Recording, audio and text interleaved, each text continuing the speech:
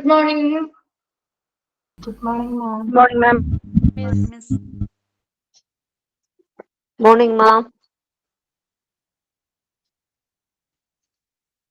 Okay, നമ്മളെ കഴിഞ്ഞ ക്ലാസ്സിൽ എവിടെ വരെ എടുത്ത് നിർത്തിയിരുന്നു? ഏതാപ്റ്റാ പറഞ്ഞുകൊണ്ടിരുന്നേ? Organ transplant act. അവർ ഫസ്റ്റ് പാരഗ്രാഫ് ഫിനിഷ് ചെയ്തു. ഫിനിഷ് ചെയ്തു. ഓക്കെ.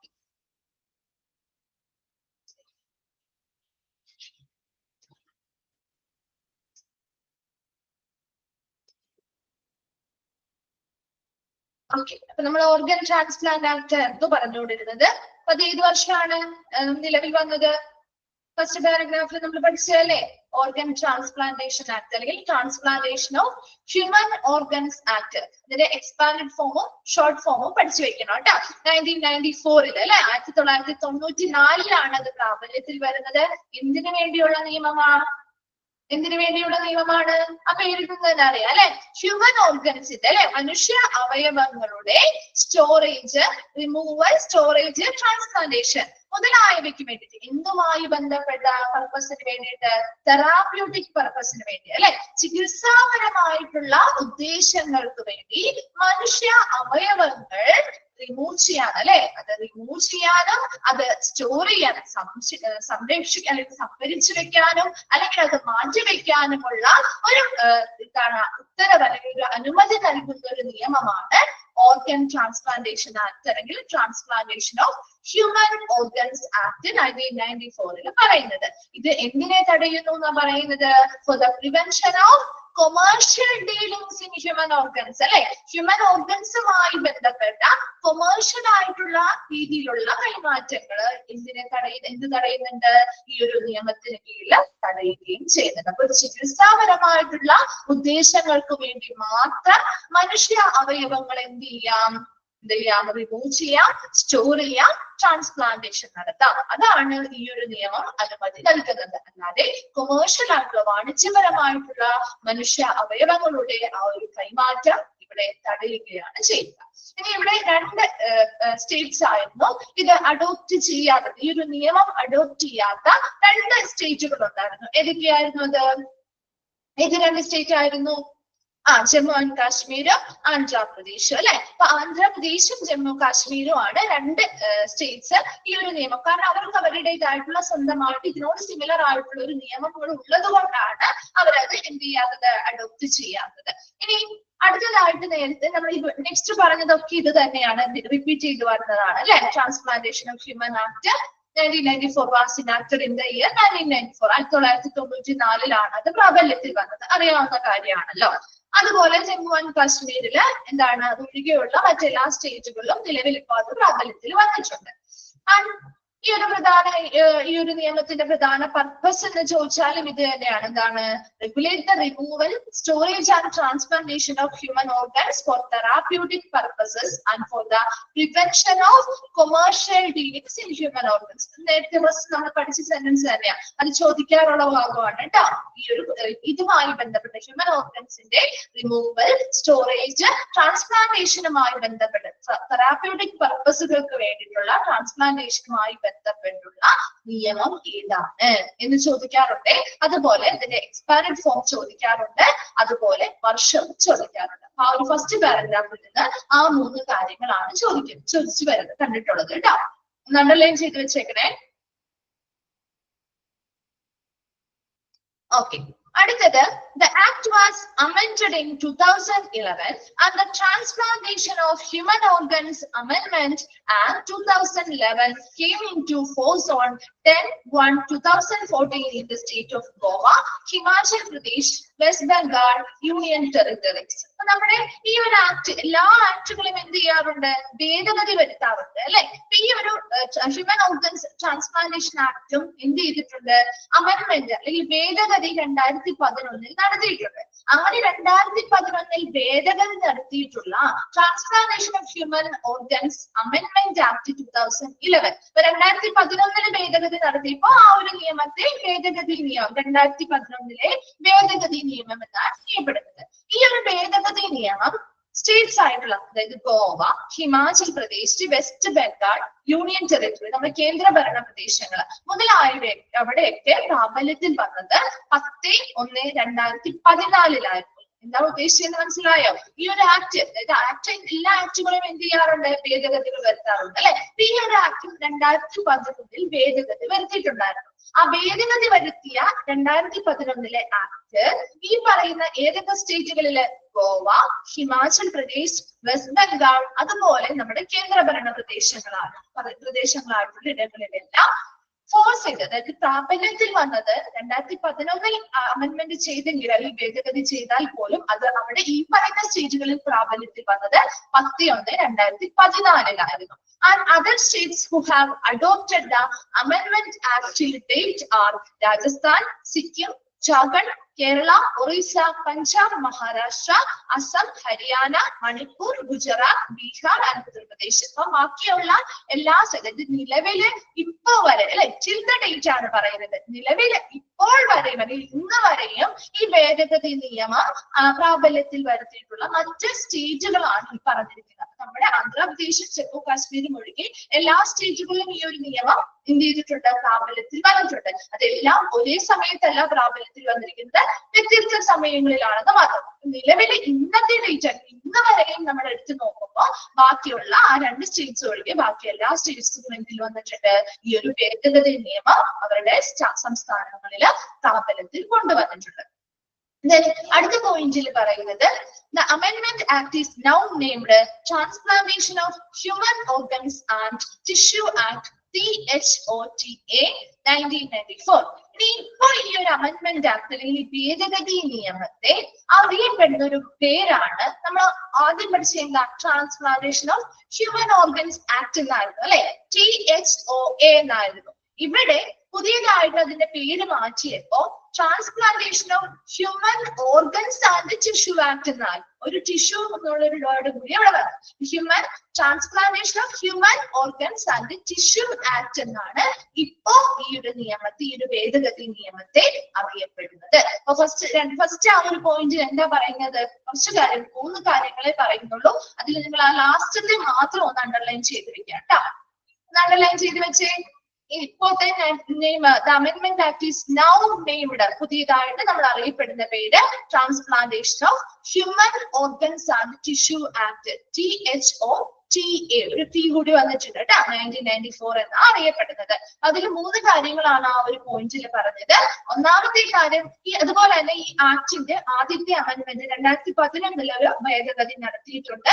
ഈ ഒരു ഭേദഗതി നിയമം എന്താണ്? Transplantation of human organs amendment act 2011 എന്നറിയപ്പെടുന്നു. അത് സ്റ്റേറ്റ് ആയിട്ടുള്ള Goa, Himachal Pradesh, west Bengal, union territories, കേന്ദ്രഭരണ പ്രദേശങ്ങളില് ഈ ഒരു നിയമം, ഈ ഒരു ഭേദഗതി നിയമം പ്രാബല്യത്തിൽ വരുന്നത് 10/1/2014 അതുപോലെ ഇന്ന് വരെയും നമ്മൾ നോക്കിക്കഴിഞ്ഞാൽ ഓൾമോസ്റ്റ് ആന്ധ്രാപ്രദേശും ജമ്മു കാശ്മീരും ഒഴികെ എല്ലാ സ്റ്റേറ്റുകളിലും ഈ ഒരു നിയമം പ്രാബല്യത്തിൽ വന്നിട്ടുണ്ട്. ഇപ്പോ ഈ ഒരു ഭേദഗതി നിയമത്തെ അറിയപ്പെടുന്ന പേര് transplantation of human organs and tissue act അല്ലെങ്കിൽ THOTA 1994 എന്നാണ് അറിയപ്പെടുന്നത്. ക്ലിയർ ആണോ ആ ഒരു പോയിന്റ്? First point.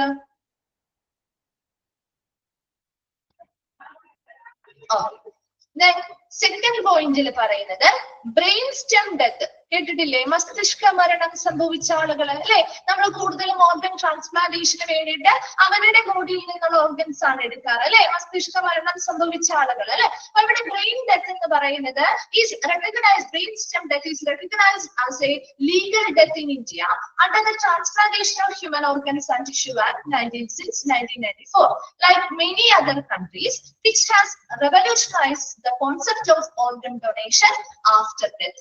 ഈ ഒരു നിയമം, അതായത് ഈ ഒരു 1994 ഈ ഒരു transplantation of human organs and tissue act നിലവിൽ വന്നതോടുകൂടി പല കൺട്രീസിലെയും പോലെ തന്നെ നമ്മുടെ ഇന്ത്യയിലും എന്തിനെ കുറിച്ച് അല്ലെങ്കിൽ എന്തിനൊരു വിപ്ലവം സൃഷ്ടിച്ചു എന്നാ പറയുന്നത്?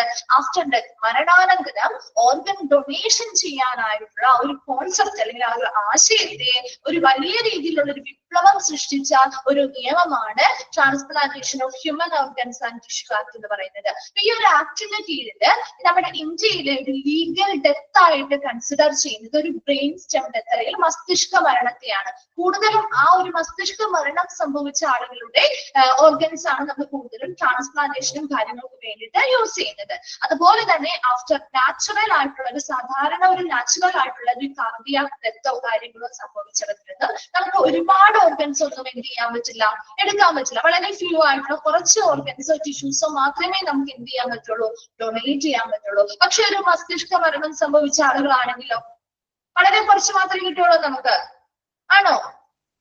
ഒരുപാട് ഓർഗൻസ് എടുക്കാം അല്ലെ, ഒരുപാട് ഓർഗൻസ് എടുക്കാം. പ്രധാനപ്പെട്ട എല്ലാ വൈറ്റൽ ഓർഗൻസും, കിഡ്നി ആയിക്കോട്ടെ, ഹാർട്ട് ആയിക്കോട്ടെ, ലിവർ ആയിക്കോട്ടെ, ലങ്സ് ആയിക്കോട്ടെ, അങ്ങനെ പ്രധാനപ്പെട്ട എല്ലാ വൈറ്റൽ ഓർഗൻസും നമുക്ക് എന്ത് ചെയ്യാൻ പറ്റും, ഡൊണേറ്റ് ചെയ്യാനായിട്ട് സാധിക്കും. അത് എന്തിന്റെ കീഴിൽ വരുന്നതാ, ഈ ഒരു നിയമത്തിന് കീഴിലാണ് അത് നമ്മുടെ ഇന്ത്യയില് ലീഗലായി മാറിയിരിക്കുന്നത്.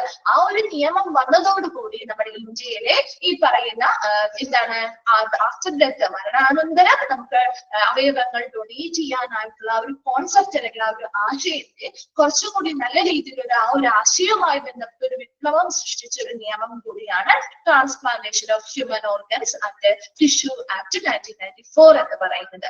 Then ലാസ്റ്റ് പോയിന്റിൽ പറയുന്നത് in persons to the amendment act the transplantation of human organs and tissue rules have been notified on 27th March 2014. ഈ ഒരു അമെൻഡ്മെന്റ് ആക്ടുമായി ബന്ധപ്പെട്ടതിന്റെ ആ ഒരു നിയമത്തിന്റെ ആ ഒരു വിജ്ഞാപനവുമായി ബന്ധപ്പെട്ട് the Transplantation of Human Organs Act and Tissue Rules ഇതുമായി ബന്ധപ്പെട്ട് കുറച്ച് നിയമങ്ങൾ പുതിയതായിട്ട് വിജ്ഞാപനം ചെയ്യുകയുണ്ടായി. അത് നോട്ടിഫൈഡ് അല്ലെങ്കിൽ വിജ്ഞാപനം ചെയ്തത് 27th March 2014 Then the Amendment Act and revised rules have many provisions for promotion of organ donation under cannabis. എന്നുവെച്ചാല് ഈ ഒരു അമെൻഡ്മെന്റ് ആക്ടിന്റെ പ്രാബല്യത്തില് ഈ ഒരു അമെൻഡ്മെന്റ് ആക്ടുമായി ബന്ധപ്പെട്ട് നമ്മൾ ഇതുമായി ബന്ധപ്പെട്ട് തന്നെ കുറച്ചധികം റൂൾസും കാര്യങ്ങളും ഉൾപ്പെടുത്തി transplantation of human organs and tissues റൂളുകള് പിന്നീട് എന്ത് ചെയ്തു, വിജ്ഞാപനം ചെയ്തു. അത് 27th March 2014 ആ റൂൾസ് വിജ്ഞാപനം ചെയ്തിരിക്കുന്നത്. ആ റൂൾസിലാണെങ്കിലും ഈ അമെൻഡ്മെന്റ് ആക്ടിലാണെങ്കിലും എല്ലാം എന്തിനെ കുറിച്ചുള്ള കാര്യങ്ങൾ തന്നെയാ പറയുന്നത്, ഈ പറയുന്ന ഹ്യൂമൻ ഓർഗൻസിന്റെ ഡൊണേഷനും കാര്യങ്ങളുമായി ബന്ധപ്പെട്ട കാര്യങ്ങൾ തന്നെയാണ് അല്ലെ പറയുന്നത്. Many provisions for promotion of organ donation, organ ഡൊണേഷനെ പ്രോത്സാഹിപ്പിക്കുന്ന രീതിയിലുള്ള ഒരുപാട് വ്യവസ്ഥകളുണ്ട്. അതുപോലെ ഫ്രം ക്യാൻഡബസ്, ആരാണ് ക്യാൻഡബസ്? മൃതദേഹങ്ങളെയാണ് നമ്മുടെ ക്യാൻഡബസ് എന്ന് പറയുന്നത് അല്ലെ, ഡെഡ് ബോഡീസ്. അങ്ങനെയുള്ള മൃതദേഹങ്ങളിൽ നിന്ന് ഓർഗൻ ഡൊണേറ്റ് ചെയ്യാനുള്ള പല വ്യവസ്ഥകളെ പ്രോത്സാഹിപ്പിക്കുന്ന രീതിയിലുള്ള കാര്യങ്ങളാണ് ഈ പറയുന്ന ഭേദഗതി നിയമങ്ങളിലാണെങ്കിലും റിവൈസ്ഡ് ആയിട്ടുള്ള പുതുക്കിയ റൂളുകളിലാണെങ്കിലും പറയുന്നത്. 2-3 പോയിന്റ്സ് നമ്മൾ പറഞ്ഞിരുന്നു. അതൊന്ന് വേഗം വായിച്ചു നോക്കിയ ആ ഒരു organ transplantation act.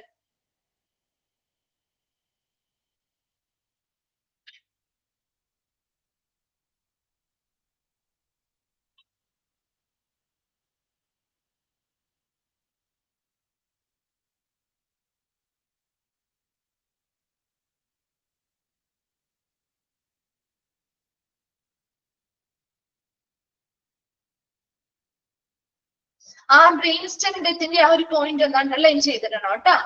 Brain stem death is recognized as legal death in India under the Transplantation of Human Organs and Tissue Act. ഒന്ന് അണ്ടർലൈൻ ചെയ്തിടണേ.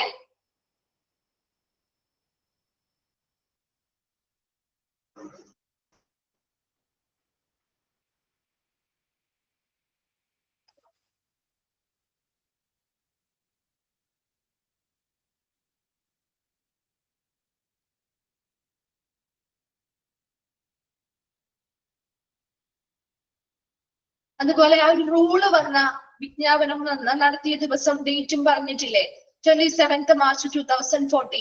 അതൊന്ന് അണ്ടർലൈൻ ചെയ്തിട്ടുണ്ടോ കേട്ടോ. Transplantation of human organs and tissue rules revise ചെയ്ത rules ആണ്.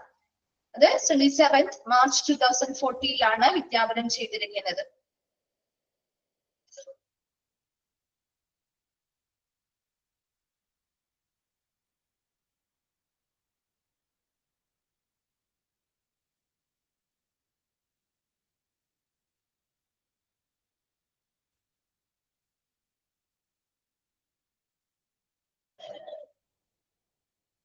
വായിച്ച് കഴിയുമ്പോൾ ഒന്ന് reply ചെയ്യണേ.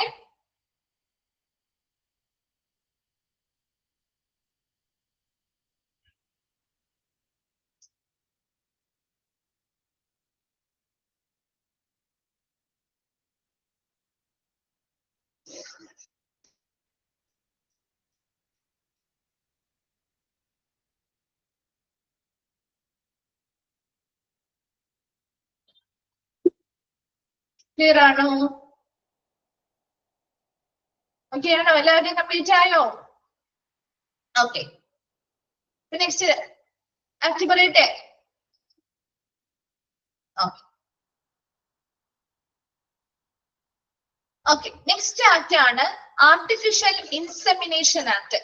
കൃത്രിമ ബീജസങ്കലന നിയമം കേട്ടിട്ടുണ്ടോ? ആർട്ടിഫിഷ്യൽ ഇൻസെമിനേഷൻ ആക്ട്, കൃത്രിമ ബീജസങ്കലന നിയമം കേട്ടിട്ടുണ്ട്. ഓക്കെ, ഇത് നിങ്ങൾ ഡിപ്ലോമയിൽ പഠിച്ചിട്ടില്ലല്ലോ അല്ലെ? ആർട്ടിഫിഷ്യൽ ഇൻസെമിനേഷൻ ആക്ട് പഠിച്ചിട്ടുണ്ടോ? ഇല്ല. Okay. This act prescribed the obligation to obtain a permit from the minister for the collection, sale, import or export of animal semen or the carrying out artificial insemination. ഇവിടെ artificial insemination എന്ന് പറഞ്ഞാൽ ശരിക്കും നമ്മുടെ ഇതുമായി ബന്ധപ്പെട്ട ഈ ഒരു നിയമം എന്ന് പറയുന്നത് അനിമൽസുമായി ബന്ധപ്പെട്ട്, അതായത് അനിമൽസുമായി ബന്ധപ്പെട്ട്, മൃഗങ്ങളുമായി ബന്ധപ്പെട്ട് അവരുടെ ആർട്ടിഫിഷ്യൽ കൃത്രിമ ബീജസങ്കലനത്തിന് വേണ്ടി നടത്തുന്നതിനോ അതിന് വേണ്ടിയിട്ട് അല്ലെങ്കിൽ അത് നടത്തുന്നതിന് വേണ്ടി അനിമൽസിന്റെ സെമൻ അല്ലെങ്കിൽ ബീജം കളക്ട് ചെയ്യുക, ശേഖരിക്കുക, അത് സെയിൽ ചെയ്യുക, അത് വിൽക്കുവാനോ അല്ലെങ്കിൽ അത് ഇമ്പോർട്ട് ഓർ എക്സ്പോർട്ട് അല്ലെ കയറ്റുമതി ചെയ്യാനോ അല്ലെങ്കിൽ അത് ഇറക്കുമതി ചെയ്യാനോ ഒക്കെ ആരിൽ നിന്ന് പെർമിഷൻ എടുക്കണം അല്ലെങ്കിൽ പെർമിറ്റ് എടുക്കണം എന്നാ പറയുന്നത്? മിനിസ്റ്ററിൽ നിന്ന് പെർമിറ്റ് എടുക്കുന്നതിന് വേണ്ടിയുള്ള ഒരു വ്യവസ്ഥകളുള്ള ഒരു നിയമമാണ് ആർട്ടിഫിഷ്യൽ ഇൻസെമിനേഷൻ ആക്ടിൽ പറയുന്നത്. അപ്പൊ ആ ഒരു മിനിസ്റ്ററിൽ നിന്നുള്ള ആ ഒരു പെർമിഷൻ അല്ലെങ്കിൽ ആ ഒരു പെർമിറ്റ് എടുത്തത് മാത്രമേ ഒരു അനിമലുമായി ബന്ധപ്പെട്ട് ആർട്ടിഫിഷ്യൽ ഇൻസെമിനേഷൻ കൃത്രിമ ബീജസങ്കലനം ചെയ്യുന്നതിന് വേണ്ടിയിട്ട് സെമൻസ് അല്ലെങ്കിൽ ബീജങ്ങൾ കളക്ട് ചെയ്യാനും സ്റ്റോർ ചെയ്യാനും അല്ലെങ്കിൽ വിൽക്കാനോ അല്ലെങ്കിൽ എക്സ്പോർട്ട് ചെയ്യാനോ ഇമ്പോർട്ട് ചെയ്യാനോ ഒക്കെ പാടുള്ളൂ. Then a person shall not collect, sell, import or export semen from an animal or artificially inseminate an animal except under the in accordance with the conditions contained in permit. ഈ minister തരുന്ന ആ ഒരു permit ഉണ്ട്. ആ ഒരു പെർമിറ്റിൽ പറഞ്ഞിരിക്കുന്ന വ്യവസ്ഥകൾക്കനുസരിച്ച് അല്ലെങ്കിൽ ആ ഒരു വ്യവസ്ഥകൾ പാലിച്ചുകൊണ്ട് മാത്രമേ ഒരു അനിമലുമായി ബന്ധപ്പെട്ട് ബീജസങ്കലനം ചെയ്യാനോ അല്ലെങ്കിൽ അതുമായി ബന്ധപ്പെട്ട് ബീജങ്ങൾ കളക്ട് ചെയ്യാനോ അത് സെൽ ചെയ്യാനോ അല്ലെങ്കിൽ ഇമ്പോർട്ട് അല്ലെങ്കിൽ എക്സ്പോർട്ട് ചെയ്യാനോ ഒക്കെ പാടുള്ളൂ. ആ ഒരു പെർമിറ്റിൽ പറഞ്ഞിരിക്കുന്ന വ്യവസ്ഥകൾക്കനുസൃതമായി മാത്രമേ ഒരു വ്യക്തിക്ക് ചെയ്യാൻ പാടുള്ളൂ. അല്ലാത്ത പക്ഷം ഈ പറയുന്ന ആർട്ടിഫിഷ്യൽ ഇൻസെമിനേഷൻ പോലെയുള്ള കാര്യങ്ങൾ ചെയ്യാനായിട്ട് പാടില്ല. അത് ഈ ഒരു നിയമം അവിടെ വിലക്കുന്നുണ്ട്. And the act also defines power of inspection of the purpose of this act and also defines powers of inspection for purpose of this. രണ്ടായിട്ട് അത് രണ്ട് രീതിയിൽ കൊടുത്തിട്ടുണ്ട്. അതൊരു ഒന്ന് വെട്ടിക്കളഞ്ഞേ. The act also defines power of inspection for the purpose of this act എന്ന് പറഞ്ഞിട്ടില്ലേ? അതില് the act also defines എന്നുള്ളത് വെട്ടിയേക്കാം കേട്ടോ. അത് ഇനി രണ്ടാമത്തെ sentence power of inspection for purpose of this വരെ വിട്ടുക കേട്ടോ. ദിസ് വരെ കേട്ടോ. നിങ്ങളുടെ ഇങ്ങനെ തന്നെയാണോ കിടക്കുന്നേ? അതെ, ഓക്കെ. അപ്പൊ ദ ആക്ട് ഓൾസോ ഡിഫൈൻസ്, അത് കഴിഞ്ഞ് സെക്കൻഡ് സെന്റൻസിലേക്ക് വരുമ്പോ power of inspection for purpose of this വരെ കിട്ടിയോ? കിട്ടിയോ എല്ലാവർക്കും? അത് രണ്ടാമത് റിപ്പീറ്റ് ചെയ്ത് വന്നിരിക്കുന്നതാണ്. ഓക്കെ, ഇനി ആ ഒരു ആക്ട് എന്നുള്ളതിന് ഇവിടെ ഒരു ദാ ചേർത്തേക്ക്. The act also defines powers of inspection for purpose of this act and regulation making powers of the minister. മനസ്സിലായോ? The act also എന്നാക്കാം. ദാ ഒന്ന് ഒരു ദാ ഇട്ടാ മതി അവിടെ ആ ഒരു ആക്ടിന് മുൻപായിട്ട്. കിട്ടിയോ നിങ്ങക്ക്? മനസ്സിലായോ? അപ്പൊ അതൊരു സെന്റൻസ് ആയിട്ട് അവിടെ വായിക്കാൻ വേണ്ടിയിട്ടാണ്. The act also defines powers of inspection for purpose of this act. അതായത് ഈ ഒരു ആക്ടിന് കുറെ ഉദ്ദേശങ്ങളുണ്ട് അല്ലെ. ഒരു എല്ലാ ആക്ടും ഒരു പ്രത്യേക പർപ്പസിന് വേണ്ടിയിട്ടാണല്ലോ നമ്മൾ തയ്യാറാക്കുന്നത്. ഈ ഒരു ആക്ടിന്റെ പർപ്പസ് അല്ലെങ്കിൽ ഉദ്ദേശം കൃത്യമായിട്ട് നടപ്പിലാകുന്നുണ്ടോ എന്ന് ഇൻസ്പെക്ഷൻ ചെയ്യാൻ, പരിശോധിക്കുന്നതിന് വേണ്ടിയുള്ള അധികാരങ്ങൾ ബന്ധപ്പെട്ട ആളുകൾക്ക് നൽകുന്നുണ്ട്. എന്ത് ഈ ഒരു നിയമം നൽകുന്നുണ്ട്. And regulation making powers for the minister. അതുപോലെ തന്നെ മിനിസ്റ്ററിനും ഈ ഒരു നിയമത്തിന് കീഴിൽ കുറച്ച് അധികാരങ്ങളുണ്ട്. ഈ ഒരു നിയമവുമായി ബന്ധപ്പെട്ട ആർട്ടിഫിഷ്യൽ ഇൻസെമിനേഷനുമായി ബന്ധപ്പെട്ട നിയന്ത്രണങ്ങൾ ഏർപ്പെടുത്തുന്നതിന് വേണ്ടിയുള്ള കുറച്ച് അധികാരങ്ങള് മിനിസ്റ്ററിനും ഈ ഒരു നിയമം കൊടുക്കുന്നുണ്ട്. അതുപോലെ തന്നെ ഈ നിയമം കൃത്യമായിട്ട് അവിടെ ഈ ഒരു നിയമത്തിന്റെ ഉദ്ദേശം കൃത്യമായിട്ട് നടപ്പിലാക്കുന്നുണ്ടോ എന്നറിയാൻ വേണ്ടി പ്രത്യേകമായിട്ടുള്ള പരിശോധനകൾ നടത്താനുള്ള അധികാരവും ബന്ധപ്പെട്ട അതോറിറ്റികൾക്ക് ഈ ഒരു നിയമം വഴി നൽകുന്നുണ്ട്. ഒരു ആർട്ടിഫിഷ്യൽ ഇൻസെമിനേഷൻ ആക്ടറിൽ കൃത്രിമ ബീജസങ്കലന നിയമം എന്ന് പറഞ്ഞാൽ ഇതെന്താണ്? നമ്മുടെ ഒരു പ്രത്യേകമായിട്ടുള്ള മിനിസ്റ്ററിൽ നിന്നൊരു പെർമിറ്റ് അല്ലെങ്കിൽ ഒരു അനുവാദം എടുക്കാതെ ഒരാൾക്ക് പോലും കൃത്രിമ ബീജസങ്കലനത്തിന് വേണ്ടി അനിമൽസ് അല്ലെങ്കിൽ മൃഗങ്ങളിൽ നിന്നുള്ള ബീജങ്ങള് കളക്ട് ചെയ്യാനോ അത് സെയിൽ ചെയ്യാനോ ഇമ്പോർട്ട് ചെയ്യാനോ എക്സ്പോർട്ട് ചെയ്യാനോ പാടില്ല. അതിനെ തടയുന്ന ഒരു നിയമമാണ് ആർട്ടിഫിഷ്യൽ ഇൻസെമിനേഷൻ ആക്ട്. ഇവരെന്ത് ചെയ്യണം? അങ്ങനെ ആർട്ടിഫിഷ്യൽ ഇൻസെമിനേഷൻ ചെയ്യണമെങ്കിൽ അതിന് കൃത്യമായിട്ടുള്ള ആപ്ലിക്കേഷൻസ് ബന്ധപ്പെട്ട മിനിസ്ട്രിയുമായി ബന്ധപ്പെട്ട ഇടങ്ങളിൽ അതോറിറ്റികളിൽ എന്ത് ചെയ്യുക? ആപ്ലിക്കേഷൻസ് സബ്മിറ്റ് ചെയ്യുക. അവിടെ നിന്നും കളക്ട് ചെയ്യുന്ന അല്ലെങ്കിൽ കിട്ടുന്ന പെർമിറ്റിനനുസൃതമായിട്ടായിരിക്കണം അവര് ആർട്ടിഫിഷ്യൽ ഇൻസെമിനേഷൻ ചെയ്യാനോ അതുമായി ബന്ധപ്പെട്ട് എന്താണ് ഇൻസെമെന്റ്സ് കളക്ട് ചെയ്യാനോ അത് സെയിൽ ചെയ്യാനോ ഇമ്പോർട്ട് ചെയ്യാനോ എക്സ്പോർട്ട് ചെയ്യാനും ആ ഒരു പെർമിറ്റിലെ വ്യവസ്ഥകൾ പാലിച്ചായിരിക്കണം. അല്ലാത്ത പക്ഷം അവരെന്ത് ചെയ്യും? ലീഗൽ നടപടികള് നേരിടേണ്ടി വന്നേക്കാം. അതുപോലെ തന്നെ ഈ ഒരു ആക്ടിൽ പറയുന്ന മറ്റൊരു കാര്യമാണ് ഈ ആക്ട് കുറച്ച് പവറുകൾ അല്ലെങ്കിൽ അധികാരങ്ങൾ ബന്ധപ്പെട്ട അതോറിറ്റിക്ക് നൽകുന്നുണ്ട്. എന്തിനുള്ള അധികാരമാ? ഈ ഒരു ആക്ടിന്റെ ഉദ്ദേശം കൃത്യമായിട്ട് നടപ്പിലാക്കുന്നുണ്ടോ? അതായത് ഈ ഒരു ആക്ട് പറഞ്ഞിരിക്കുന്ന പ്രകാരം കൃത്യമായ പെർമിറ്റുകൾക്ക് അനുസരിച്ചിതമായിട്ടാണോ ആർട്ടിഫിഷ്യൽ ആയിട്ടുള്ള ഇൻസെമിനേഷൻ നടക്കുന്നത്? അത് കൃത്യമായിട്ട് അവിടെ നടപ്പിലാക്കുന്നുണ്ടോ? അല്ലെങ്കിൽ ഈ ഒരു ആക്ടിന്റെ ഉദ്ദേശം കൃത്യമായിട്ട് അവിടെ വരുന്നുണ്ടോ എന്നൊക്കെ അറിയുന്നതിന് വേണ്ടിയുള്ള പരിശോധനകൾ നടത്താൻ ബന്ധപ്പെട്ട അധികാരികൾക്ക് ഒരു പവർ അല്ലെങ്കിൽ ഒരു അധികാരം നൽകുന്നുണ്ട്. അതോടൊപ്പം തന്നെ മിനിസ്റ്റർക്കും ഇതുപോലെ ഈ പറയുന്നത് ഈ ഒരു ആർട്ടിഫിഷ്യൽ ഇൻസെമിനേഷനുമായി ബന്ധപ്പെട്ട കൃത്യമായിട്ടുള്ള നിയന്ത്രണങ്ങൾ ഏർപ്പെടുത്തുന്നതിന് വേണ്ടിയുള്ള ഒരു പവർ അല്ലെങ്കിൽ അധികാരം മിനിസ്റ്റർക്കും നൽകുന്ന ഒരു നിയമമാണ് ആർട്ടിഫിഷ്യൽ ഇൻസെമിനേഷൻ ആക്ട്. ഏറ്റവും ഒന്ന് വായിച്ചു നോക്കിയേ.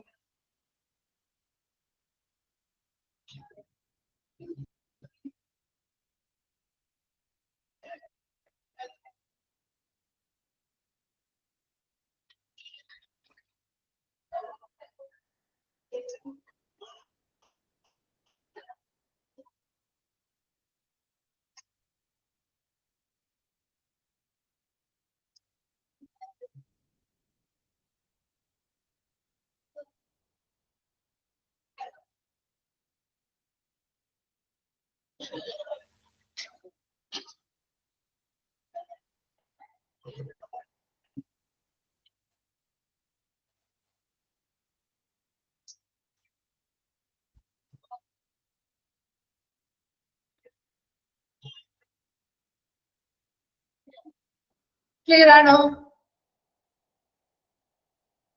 ഓക്കെ ഓക്കെ, നമ്മൾ നെക്സ്റ്റ് ആക്ടിലേക്ക് പോവാണ് കേട്ടോ. നെക്സ്റ്റ് വണ്ണാണ് കസ്റ്റഡി ഓഫ് മെന്റലി ഇൽ പേഷ്യൻസ് അല്ലെ. മാനസികപരമായിട്ടുള്ള ബുദ്ധിമുട്ടുകൾ അല്ലെങ്കിൽ മാനസിക രോഗികളായിട്ടുള്ള ആളുകളെ എന്ത് ചെയ്യുന്ന സംരക്ഷണവുമായി ബന്ധപ്പെട്ട ഒരു നിയമമാണ് കസ്റ്റഡി ഓഫ് മെന്റലി ഇൽ പേഷ്യൻസിന്റെ ഈ പറയുന്ന നിയമമായിട്ട് പറഞ്ഞിരിക്കുന്നത്. ഇതില് section 40 of national trust act. അതായത് നാഷണൽ ട്രസ്റ്റ് ആക്ട് എന്തിനു വേണ്ടിയിട്ടാണ് അറിയോ? നാഷണൽ ട്രസ്റ്റ് ആക്ട് എന്തിനു വേണ്ടിയിട്ടാണ്? ഇപ്പൊ ഇതുപോലെ മെന്റലി റിട്ടാർഡഡ് ആയിട്ടുള്ള ആളുകളാവാം, ഓട്ടിസം ഉള്ള ആളുകളുണ്ട് അല്ലെ.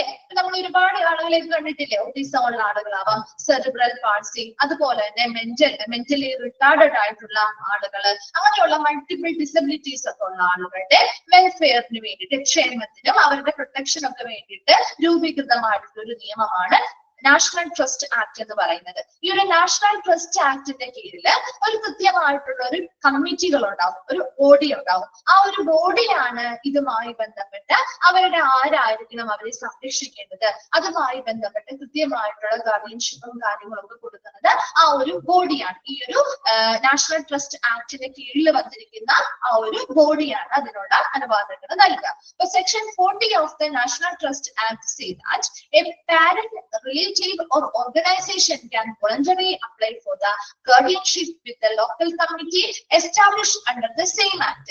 ഈ സെയിം ആക്ടിന് കീഴിൽ എന്താണ് രൂപീകരിച്ചിട്ടുള്ള ലോക്കൽ ലെവലിലുള്ള കമ്മിറ്റികളുണ്ട്, ബോഡികളുണ്ട്. ആ ലോക്കൽ ലെവലിലുള്ള അങ്ങനെയുള്ള കമ്മിറ്റികളിലേക്ക് ഒന്നില്ലെങ്കിൽ അവരുടെ പാരന്റ്സിനോ അല്ലെങ്കിൽ അവരുടെ റിലേറ്റീവ്സിനോ അല്ലെങ്കിൽ എന്തെങ്കിലും പർട്ടിക്കുലർ ഓർഗനൈസേഷനുകൾക്കോ സ്വമേധയാ എന്ത് ചെയ്യാം, അവരുടെ ഗാർഡിയൻഷിപ്പിന് വേണ്ടിയിട്ട് അപേക്ഷിക്കാം. അപ്പൊ അങ്ങനെ ഗാർഡിയൻഷിപ്പിന് വേണ്ടിയിട്ട് അവരുടെ റിലേറ്റീവ് പാരന്റ്സ് ഒന്നുമില്ല, അപ്പൊ അവരാണെങ്കിൽ പാരന്റ്സ് ഇല്ല എങ്കിൽ ചിലപ്പോൾ അവരുടെ റിലേറ്റീവ്സ് ആയിരിക്കും അവരെ തെറ്റെടുക്കുക, അല്ലെ? ഇപ്പൊ മെന്റലി ഇല്ലായിട്ടുള്ള ആളുകളാണ്, അപ്പൊ അവർക്ക് ചിലപ്പോൾ അവരുടെ പാരന്റ്സ് ഇല്ല എങ്കിൽ ചിലപ്പോൾ അവരുടെ റിലേറ്റീവ്സ് ആരെങ്കിലും ആയിരിക്കും അവരുടെ കസ്റ്റഡിയിലേക്ക് അവരെ സംരക്ഷിക്കാമെന്ന് പറഞ്ഞ് ഏറ്റെടുക്കുന്നത്. അങ്ങനെ വെറുതെ അങ്ങനെ ഏറ്റെടുക്കാൻ പറ്റില്ല. അപ്പൊ അതുപോലെ തന്നെ ചിലപ്പോൾ വേറെ ആരും നോക്കാനില്ലെങ്കിൽ ചില ഓർഗനൈസേഷൻസ് അവരെ ഏറ്റെടുക്കാറുണ്ട്, ഇല്ലേ? ചില സ്ഥാപനങ്ങൾ ഏറ്റെടുക്കാറില്ലേ, ഇവർ നോക്കിക്കോളാം അല്ലെങ്കിൽ സംരക്ഷിച്ചു കൊള്ളാം എന്നൊക്കെ പറഞ്ഞു, അല്ലെ? അങ്ങനെ വെറുതെ അങ്ങനെ ഏറ്റെടുക്കാൻ പറ്റില്ല. ഇവർ എന്ത് ചെയ്യണം, ഈ നാഷണൽ ട്രസ്റ്റ് ആക്ടിന് കീഴിലുള്ള ലോക്കൽ ലെവലിലുള്ള കമ്മിറ്റികളുണ്ട്. ആ ലോക്കൽ ലെവലിലുള്ള കമ്മിറ്റിയിലേക്ക് കൃത്യമായിട്ടുള്ള ആപ്ലിക്കേഷൻസ് സ്വമേധയാ, നിർബന്ധിച്ചിട്ടൊന്നുമില്ല, അവർക്ക് താല്പര്യമാണെങ്കിൽ അവർക്ക് സ്വമേധയാ എന്ത് ചെയ്യാം, ഒരു ആപ്ലിക്കേഷൻസും കാര്യങ്ങളും സബ്മിറ്റ് ചെയ്യാം. അതിനുശേഷം ആ ലോക്കൽ ലെവൽ കമ്മിറ്റിയാണ് കൃത്യമായിട്ടുള്ള കാര്യങ്ങൾ വിശകലനം ചെയ്ത് അതിനൊരു ഡിസിഷൻ അല്ലെങ്കിൽ തീരുമാനം എടുക്കുന്നത്. അങ്ങനെ തീരുമാനമെടുത്ത് ഒരു വ്യക്തിയെ അവരുടെ ഗാർഡിയൻഷിപ്പ് ആക്കി മാറ്റുന്നു വിചാരിക്കും, അവരുടെ റിലേറ്റീവ് ആണ്. അപ്പൊ ആ ഒരു റിലേറ്റീവ് ആണ് ഇപ്പൊ ഒരു ഗാർഡിയൻ ആയിട്ട് വന്നിരിക്കുന്നത്. ആ ഒരു അനുവാദം അവർക്ക് കിട്ടിയെന്ന് വിചാരിക്കാം. The guardian appointed under this provision has to take care of the mentally retarded person as well as his property. അപ്പൊ ഇവര് അങ്ങനെ ഒരു ഗാർഡിയൻഷിപ്പ് ഒരു വ്യക്തിക്ക് കിട്ടിയാൽ അവരായിരിക്കണം പിന്നീട് ഈ മെന്റലി റിട്ടാർഡഡ് ആയിട്ടുള്ള മാനസിക പ്രശ്നങ്ങളുള്ള ആ വ്യക്തിയെ നല്ല രീതിയിൽ പരിചരിച്ച് സംരക്ഷിക്കേണ്ടതും അതോടൊപ്പം തന്നെ ഹിസ് പ്രോപ്പർട്ടി, അവരുടെ സ്വത്ത് വിവരങ്ങളുണ്ട്, അല്ലെ? സ്വത്ത് കാര്യങ്ങളുണ്ട്. അപ്പൊ അതെല്ലാം ആരാണ് നോക്കി നടത്തേണ്ടത്? ഈ ഗാർഡിയൻ ആണ് നോക്കി നടത്തേണ്ടത്. ഇനി ഇങ്ങനെ ഗാർഡിയൻ, ഇപ്പൊ ചില ആളുകളുണ്ട്, അല്ലെ? ഒരുപാട് സ്വത്തൊക്കെ കണ്ട് അതിനു വേണ്ടിയിട്ട് ഇവരെ ഗാർഡിയൻഷിപ്പ് ഏറ്റെടുക്കുന്ന ആളുകൾ ഉണ്ടാവുമല്ലോ, ഇല്ലേ? അപ്പൊ അതിന് കൃത്യമായിട്ടുള്ള ഒരു നിയമം അതിനു വേണ്ടി വെച്ചിരിക്കുന്നത്. അപ്പൊ അങ്ങനെ ഇപ്പൊ ഇവരുടെ ഒരു റിലേറ്റീവ് അവരെ കൊണ്ടുപോയി അവരുടെ ഗാർഡിയൻഷിപ്പ് ഒക്കെ ഏറ്റെടുത്തു. അവര് ചിലപ്പോൾ നല്ല രീതിയിൽ പണത്തിന് വേണ്ടിയിട്ടൊക്കെ ആയിരിക്കാം. അപ്പൊ അങ്ങനെ പണത്തിന് വേണ്ടിയിട്ടുള്ളതാണ് അവര് നല്ല രീതിയിൽ പരിചരിക്കുന്നില്ല. അപ്പൊ കൃത്യമായിട്ട് ഈ ഒരു നിയമത്തിലെ വ്യവസ്ഥകളൊക്കെ പറഞ്ഞ് അവർ രണ്ടു കൂട്ടരുമായിട്ട് സംസാരിച്ച് തീരുമാനിച്ചിട്ടാണ് ആ ഒരു ഗാർഡിയൻഷിപ്പ് ഒക്കെ കൊടുക്കുന്നത്. അപ്പൊ അങ്ങനെ ഗാർഡിയൻഷിപ്പിന് പറഞ്ഞിരിക്കുന്ന വ്യവസ്ഥകൾ ഇവർ പാലിക്കുന്നില്ല എങ്കിൽ ഈ ഒരു ഗാർഡിയൻഷിപ്പ് അവിടെ എന്ത് ചെയ്യുന്നു, ഈ ഒരു ലോക്കൽ ട്രസ്റ്റ് അല്ലെങ്കിൽ ആ ഒരു ലോക്കൽ കമ്മിറ്റി ഇടപെട്ട് അത് റദ്ദ് ചെയ്യുകയും ചെയ്യുന്നുണ്ട്. അപ്പൊ മറ്റേതെങ്കിലും റിലേറ്റീവ്സോ ആരെങ്കിലും ഒരു കംപ്ലൈന്റോ കാര്യങ്ങളോ കൊടുത്താണ് ഇങ്ങനെ ഇവരെ കൊണ്ടുപോയിട്ട് അവരധികം നല്ല രീതിയിൽ നോക്കുന്നൊന്നുമില്ല, അവരുടെ സ്വത്തുക്കൾ മുഴുവൻ ഇവർ കൈകാര്യം ചെയ്ത് അതിന് വേണ്ടിയിട്ടുള്ള രീതിയിലാണെന്നുള്ളത് തെളിയിച്ച് പ്രൂഫ് ചെയ്യാനുള്ള എവിഡൻസോ കാര്യങ്ങളോ ഒക്കെ ഉണ്ടെങ്കിൽ അപ്പൊ അവരുമായി ബന്ധപ്പെട്ട ആ ഒരു ഗാർഡിയൻഷിപ്പ് അവിടെ ഈ ഒരു നിയമത്തിന് കീഴിൽ ആ ഒരു ലോക്കൽ കമ്മിറ്റി എന്ത് ചെയ്യും, അത് റദ്ദാക്കുകയാണ് ചെയ്യുക. അടുത്തത് പറയുന്നത് relative under chapter 6 of the National Trust will include any person related to the disabled person by blood, marriage or adoption.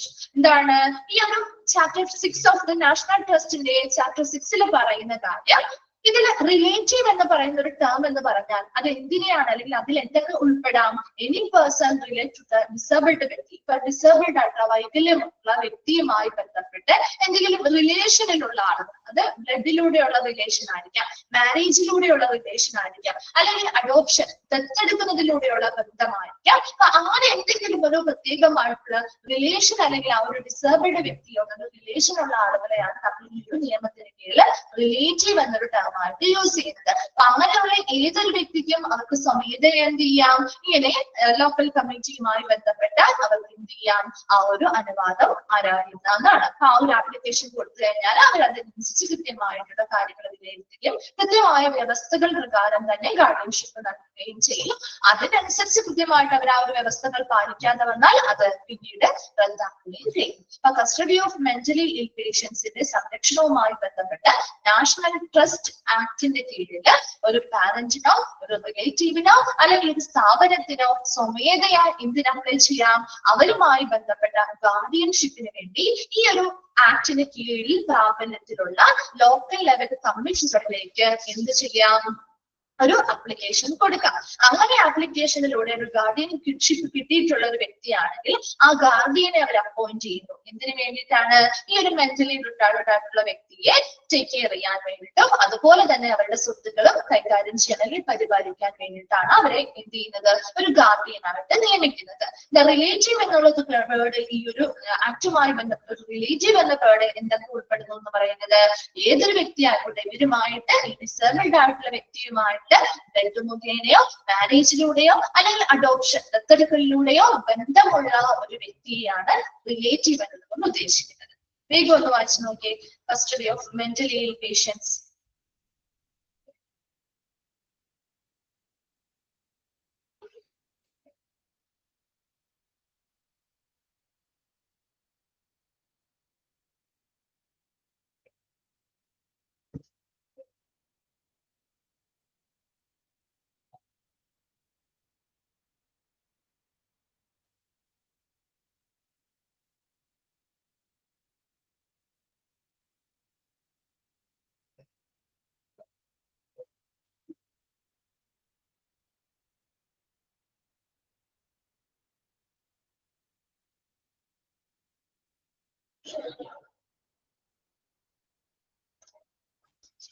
നിങ്ങളുടെ 6th മോഡ്യൂള് കഴിഞ്ഞിരുന്നോ? കംപ്ലീറ്റ് ആയോ?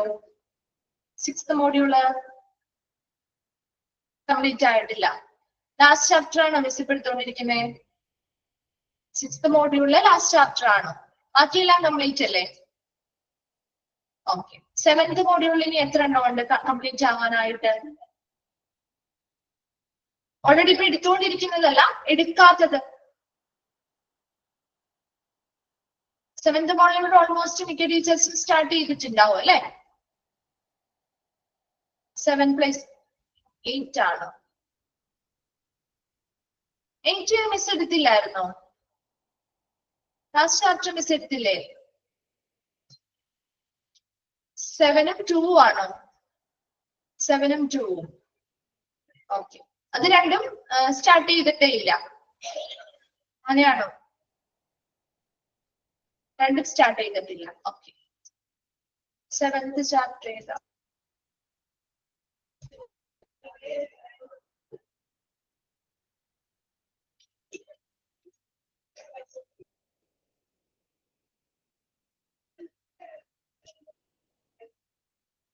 Infection control. Infection control next day Vahida ma'am start ചെയ്യുമായിരിക്കും. Ma'am ആണ് അത് എടുക്കുന്നത്. Next day മാമിന്റെ മറ്റേ chapter complete ആയോ 6th മോഡ്യൂളിലെ? Infection control എടുത്തു തുടങ്ങി. അങ്ങനെയാണോ? Okay okay. ഇൻഫെക്ഷൻ കൺട്രോൾ എടുത്തു തുടങ്ങി. ഒന്നും സ്റ്റാർട്ട് ചെയ്യാത്തതാണോ നിങ്ങൾ പറഞ്ഞത്? 7ഉം 2ഉം. 7ഉം 2ഉം ഒന്നും സ്റ്റാർട്ട് ചെയ്തിട്ടില്ല അല്ലെ? ഓക്കെ. ഓക്കെ. ഇപ്പൊ നമ്മുടെ ഓരോരുത്തരുടെയും കംപ്ലീറ്റ് ആവുന്നതിനനുസരിച്ച് പോർഷൻസ് കംപ്ലീറ്റ് ആവുന്നതിനനുസരിച്ച് എടുക്കാത്ത പോർഷൻസ് കയറി എടുത്തു തരാം കേട്ടോ. അതിന് വേണ്ടിയിട്ടാണ് മിസ് ചോദിച്ചത്.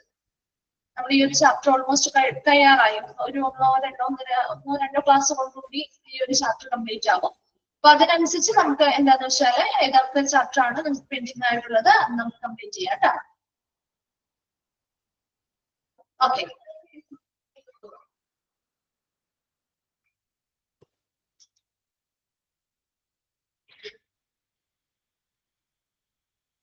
ഓക്കെ. കംപ്ലീറ്റ് കഴിഞ്ഞോ? മെന്റലി ഇൽ പേഷ്യൻസിന്റെ കസ്റ്റഡിയുമായി ബന്ധപ്പെട്ട നിയമങ്ങളുടെയുമായി ബന്ധപ്പെട്ട കാര്യങ്ങൾ ക്ലിയർ ആണോ? ഓക്കെ. ഓക്കെ. നെക്സ്റ്റ് നമ്മള് PNDT ആക്ട് നമ്മൾ ഓൾറെഡി പറഞ്ഞതാണ് കേട്ടോ. അതിൽ കുറച്ച് കാര്യങ്ങൾ ഒന്ന് റിപ്പീറ്റ് ചെയ്ത് വന്നിരിക്കുന്നതേ ഉള്ളൂ. PNDT ആക്ട് അല്ലെങ്കിൽ സെക്സ് ഡിറ്റർമിനേഷൻ ആക്ട് അല്ലെ, ലിംഗനിർണയ നിയമം. അപ്പൊ ലിംഗനിർണയ നിയമവുമായി ബന്ധപ്പെട്ട preconception and prenatal diagnostic technique act 1994. ഇപ്പൊ നമ്മൾ അറിയപ്പെടുന്ന ഒരു പേരാണ് അല്ലെ. ഇപ്പൊ ആ ഒരു നിയമത്തെ അറിയപ്പെടുന്ന പേരാണ് preconception and prenatal diagnostic technique act 1994 എന്നാണ് അറിയപ്പെടുന്നത്. Has banned prenatal sex determination അല്ലെ, പ്രസവപൂർവമായിട്ടുള്ള സെക്സ് ഡിറ്റർമിനേഷൻ അല്ലെങ്കിൽ ലിംഗനിർണയത്തെ തടയുന്ന അല്ലെങ്കിൽ നിരോധിക്കുന്ന ഒരു നിയമമാണ് എന്ത് ഈ ഒരു Concepcion and prenatal diagnostic technique act. ഇതൊക്കെ നമ്മൾ ഓൾറെഡി പറഞ്ഞ കാര്യങ്ങളാണ്.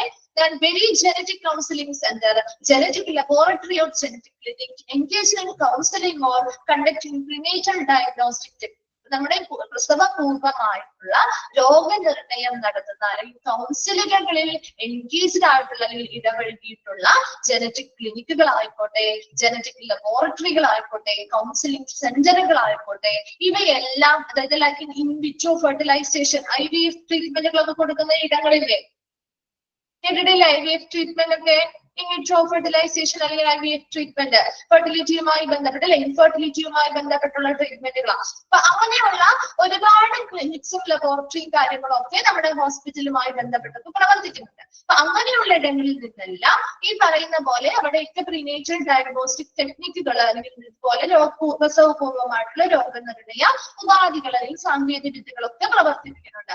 അവയെല്ലാം എന്തിനു വേണ്ടിയിട്ടാണ്? നല്ലൊരു പർപ്പസ് അതിനുണ്ട് അല്ലെ. എന്തെങ്കിലും അബ്നോർമാലിറ്റീസോ കാര്യങ്ങളോ ഉണ്ടെങ്കിൽ അത് കണ്ടെത്തുക. മറിച്ച് എന്താണ്, ഒരിക്കലും ആ ഒരു പൊട്ടൻഷ്യൽ ഓഫ് സെക്സ് സെലക്ഷൻ, ലിംഗനിർണയം എന്ന ആ ഒരു ഘട്ടത്തിലേക്ക് അവിടെ അത് കടക്കാൻ പാടില്ല. അത് ഈ ഒരു നിയമം നേരത്തെ നമ്മൾ പറഞ്ഞ കാര്യങ്ങൾ തന്നെയാ. Pre implantation, genetic diagnosis before and after conception comes under the purview of the PCPNDT Act. PCPNDT Actന്റെ expanded form ആണ് കേട്ടോ ഇവിടെ കൊടുത്തിരിക്കുന്നത്. Preconception and Prenatal Diagnostic Techniques Actന്റെ ഷോർട്ട് ആയിട്ട് പറയുന്നതാണ് PCPNDT Act. ബാൻഡ് എന്ത് ചെയ്യുന്നു? ആ ഒരു പ്രസവപൂർവമായിട്ടുള്ള സെക്സ് ഡിറ്റർമിനേഷൻ അല്ലെങ്കിൽ ലിംഗനിർണയം ഇവിടെ ബാൻ ചെയ്യുന്ന അല്ലെങ്കിൽ നിരോധിക്കുകയാണ് ചെയ്യുന്നത്. The main objective of the act എന്നാണ് ഇവിടെ ആക്ട് ആണ് Act Nagata. The main objective of the act is the arrest of the declining sex ratio in India due to rampant female feticide. എന്താണ് ഇവിടെ ഈ ഒരു ആക്ടിന്റെ പ്രധാന ലക്ഷ്യം എന്ന് പറയുന്നത് arrest of the declining sexual ratio, അതായത് ലിംഗവുമായി ബന്ധപ്പെട്ട് ഇപ്പൊ ഫീമെയിൽസിന്റെ ആയിക്കോട്ടെ, അതായത് ഫീമെയിൽസുമായി ബന്ധപ്പെട്ടാണ് പ്രധാനമായിട്ടും പറയുന്നത്. നമ്മുടെ ആ ഒരു ലിംഗാനുപാതം എന്ത് ചെയ്യുന്നു? കുറയുന്നു അല്ലെ. ആ ഒരു ലിംഗാനുപാതം കുറയുന്നത് തടയുന്നതിന് വേണ്ടി. എന്തുകൊണ്ടാണ് അവിടെ ലിംഗാനുപാതം കുറയുന്നത്? Due to rampant female foeticide. ഇത് വ്യാപകമായിട്ടുള്ള പെൺ ഭ്രൂണ ഹത്യകൾ നടക്കുന്നത് വഴി അവിടുത്തെ ഇന്ത്യയിലെ ലിംഗാനുപാതം കുറയുകയാണ് ചെയ്യുന്നത് അല്ലെ. ഇപ്പൊ അതായത് രണ്ട് സെക്സും ഒരേപോലെ ഉണ്ടാവില്ല അല്ലെ. മെയിൽസിന്റെ എണ്ണം കൂടുതലും ഫീമെയിൽസിന്റെ എണ്ണം കുറവുമായിരിക്കും. അപ്പൊ അങ്ങനെ ആ ഒരു റേഷ്യോയില് വ്യത്യാസം വരാതിരിക്കുന്നതിന് വേണ്ടി അല്ലെങ്കിൽ അത് തടയുന്നതിന് വേണ്ടിയിട്ടാണ് ഈ ഒരു ആക്ട് പ്രധാനമായിട്ടും ലക്ഷ്യം വെക്കുന്നത്. ആ ലാസ്റ്റ് പോയിന്റ് ഒന്ന് അണ്ടർലൈൻ ചെയ്തിട്ടുണ്ട്. The main objective of the act is the arrest of declining sex ratio in India. ഇന്ത്യയിലെ ലിംഗാനുപാതം കുറയുന്നതിനെ തടയുന്നു. എന്തിലൂടെയാണ് ലിംഗാനുപാതം കുറയുന്നത്? Due to rampant female feticide. വ്യാപകമായിട്ടുള്ള പെൺ ഭ്രൂണഹത്യകൾ നടക്കുന്നതിലൂടെ നമ്മുടെ ഇന്ത്യയിലെ ലിംഗാനുപാതം കുറയുന്നത് തടയുകയാണ് ഈ ഒരു നിയമം പ്രധാനമായിട്ട് ലക്ഷ്യം വെക്കുന്നത്. അതുപോലെ തന്നെ PCPNDT ആക്ട് ആ ഒരു ഫസ്റ്റ് സെന്റൻസിലെ അവിടെ ഒന്ന് എഴുതി വെച്ചോട്ടോ. അതിന്റെ എക്സ്പാൻഡഡ് ഫോം ആണ് എന്നുള്ളതൊന്ന് എഴുതി വെച്ചോട്ടോ. Preconception and Prenatal Diagnostic Technique Act എന്നാണ് ഈ ഒരു നിയമം ഇപ്പൊ അറിയപ്പെടുന്നത്. അല്ലെങ്കിൽ ഷോർട്ട് ആയിട്ട് നമുക്ക് PCPNDT ആക്ട് എന്നറിയാം. അതുപോലെ IVF-ന്റെ ഫുൾ ഫോം അറിയാലോ, ഇൻ വിട്രോ ഫെർട്ടിലൈസേഷൻ കേട്ടോ. In vitro fertilisation.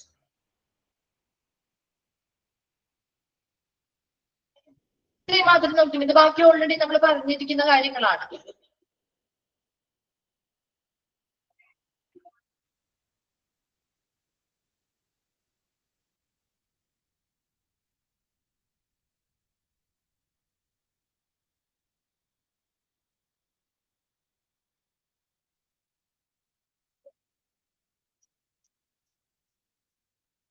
Okay, clear ആണോ? ഓക്കെ ആണോ? ഓക്കെ ഓക്കെ, അപ്പൊ നമുക്ക് നെക്സ്റ്റ് ആക്ടിലേക്ക് പോവാം. Food adulteration act. ഈ ഒരു ആക്ട് കേട്ടിട്ടില്ലേ? ഭക്ഷ്യമായം ചേർക്കൽ നിയമം കേട്ടിട്ടില്ലേ? Food adulteration act. ഓക്കെ, അത് തന്നെയാണ്. The act provides the protection from adulteration or contamination of food that may lead to the health risk of consumers. അതായത് അത് ഉപയോഗിക്കുന്ന ഉപഭോക്താക്കളുടെ അല്ലെ, ഫുഡ് ഉപയോഗിക്കുന്ന എല്ലാം നമ്മളെല്ലാവരും ഉപഭോക്താക്കൾ തന്നെ അല്ലെ. ഇപ്പൊ കൺസ്യൂമേഴ്സ് അല്ലെങ്കിൽ ഉപഭോക്താക്കളുടെ ആരോഗ്യത്തെ അപകടത്തിലാക്കുന്ന രീതിയിലുള്ള ഭക്ഷണത്തിലെ മായം ചേർക്കലോ അല്ലെങ്കിൽ മലിനമാക്കുന്നതിൽ നിന്നോ ഒരു പ്രൊട്ടക്ഷൻ അല്ലെങ്കിൽ സംരക്ഷണം നൽകുന്ന ഒരു നിയമമാണ് ഫുഡ് അഡൾട്ടറേഷൻ ആക്ട് എന്ന് പറയുന്നത്. And the act deals with the frauds also that can be perpetrated by the dealers by supplying cheaper or adulterated foods. അപ്പൊ നമുക്ക് വളരെ ചീപ്പായിട്ടുള്ള അതുപോലെ തന്നെ ഭക്ഷ്യമായം ചേർത്തിട്ടുള്ള ഫുഡുകൾ സപ്ലൈ ചെയ്യുന്ന ഡീലേഴ്സുമായി ബന്ധപ്പെട്ട അങ്ങനെയുള്ള ഫ്രോഡുകളെ കാര്യങ്ങളെ കണ്ടെത്താനും അവരുടെ കുറ്റം ചെയ്തിട്ടുണ്ടെങ്കിൽ അവർക്ക് കൃത്യമായിട്ടുള്ള അതുമായി ബന്ധപ്പെട്ട ശിക്ഷകൾ വാങ്ങിക്കൊടുക്കാനും ഒക്കെയുള്ള ഒരു നിയമം കൂടിയാണിത്. അപ്പൊ ഭക്ഷണവുമായി ബന്ധപ്പെട്ട് എന്തൊരു മാലിന്യം ചേർക്കലോ അല്ലെങ്കിൽ മായം ചേർക്കലോ നടത്തിയിട്ടുണ്ടെങ്കിൽ ഈ ഒരു നിയമമാണ് പ്രധാനമായിട്ട് മുന്നിലിരിക്കുന്നത്. Then the act regulates the use of chemicals, pesticides, flavors and other additives in food preparation. അതുപോലെ തന്നെ ഫുഡ് തയ്യാറാക്കുന്ന സമയത്ത് എന്തെങ്കിലും കെമിക്കൽസോ പെസ്റ്റിസൈഡ്സോ ഫ്ലേവറുകളോ മറ്റെന്തെങ്കിലും അഡിറ്റീവ്സ് ആയിട്ടോ മറ്റെന്തെങ്കിലും കെമിക്കൽസോ കാര്യങ്ങളോ ഒക്കെ യൂസ് ചെയ്യുന്നതിനെ നിയന്ത്രിക്കുകയും ചെയ്യുന്ന ഒരു നിയമം കൂടിയാണ് ഫുഡ് അഡൾട്ടറേഷൻ ആക്ട് എന്ന് പറയുന്നത്. Through this act there is a control over dumping of substandard foods. അതുപോലെ തന്നെ വളരെ നിലവാരം കുറഞ്ഞിട്ടുള്ള ഭക്ഷണങ്ങൾ അവരുടെ ഡംപ് ചെയ്യുന്നതുമായി ബന്ധപ്പെട്ട കാര്യങ്ങൾ ഈ ഒരു ആക്ട് റെഗുലേറ്റ് ചെയ്യുന്നുണ്ട്. അതുപോലെ enrichment of flour, bread or other cereals with vitamin C in certain foods can be done under the provision made this act. ഈ ഒരു ആക്ടിന് കീഴിൽ ഇതുപോലെ ഫ്ലോറുകൾ അല്ലെങ്കിൽ എന്തെങ്കിലും ബ്രെഡോ അല്ലെങ്കിൽ സെറീൽസ് മുതലായവയിൽ വിറ്റാമിൻ സി എന്ത് ചെയ്യുന്നു, അതിന്റെ എൻറിച്ച്മെന്റിന് അല്ലെങ്കിൽ ആ ഒരു പോഷകവുമായി ബന്ധപ്പെട്ട് കുറച്ചുകൂടി ഒരു അഡ്വാൻസ്ഡ് ആവാൻ വേണ്ടിയിട്ട് അല്ലെങ്കിൽ കുറച്ചുകൂടി ന്യൂട്രീഷണൽ വാല്യൂ ഒക്കെ കൂടാൻ വേണ്ടിയിട്ട് വിറ്റാമിൻ സി പോലെയുള്ള സാധനങ്ങൾ ഈ ഫുഡുമായി ബന്ധപ്പെട്ട് ചേർക്കാറുണ്ട്. അതിനെ ഈ ഒരു നിയമം പ്രോത്സാഹിപ്പിക്കുന്നുണ്ട് അല്ലെങ്കിൽ അത് പ്രൊവൈഡ് ചെയ്യുന്നുണ്ട്. അതേപോലെ അല്ലാത്ത രീതിയിലുള്ള കെമിക്കൽസോ പെസ്റ്റിസൈഡ്സോ ഫ്ലേവറുകളോ കാര്യങ്ങളോ ഒന്നും ഭക്ഷണത്തിൽ ഉപയോഗിക്കാനായിട്ട് പാടില്ല അല്ലെങ്കിൽ ആ യൂസിനെ റെഗുലേറ്റ് ചെയ്യുന്ന ഒരു നിയമം കൂടിയാണ് ഫുഡ് അഡൾട്ടറേഷൻ ആക്ട് എന്ന് പറയുന്നത്. അപ്പൊ ഫുഡ് അഡൾട്ടറേഷൻ അവിടെ വരെയുള്ളൂ ആ ഒരു ആക്ട്. നെക്സ്റ്റ് നമുക്ക് അടുത്തൊരു സെന്റൻസ് ആണ് other acts related to health care industry എന്ന് പറയുന്നത്. ഈ ആക്ടുകളുടെ ഒരു ഇൻട്രൊഡക്ഷൻ പോലെ കൊടുത്തിരിക്കുന്നതാണ് കേട്ടോ. അപ്പൊ ഇവിടെ വരെയുമാണ് നമ്മുടെ ഫുഡ് അഡൾട്ടറേഷൻ ആക്ടിനെ പറഞ്ഞിരിക്കുന്നത്. ഒരു ഫുഡ് അഡൾട്ടറേഷൻ ആക്ട് എന്ന് പറഞ്ഞാൽ ഭക്ഷ്യമായം ചേർക്കൽ നിയമമാണ്. അത് എന്തിനു വേണ്ടിയിട്ടാണ്?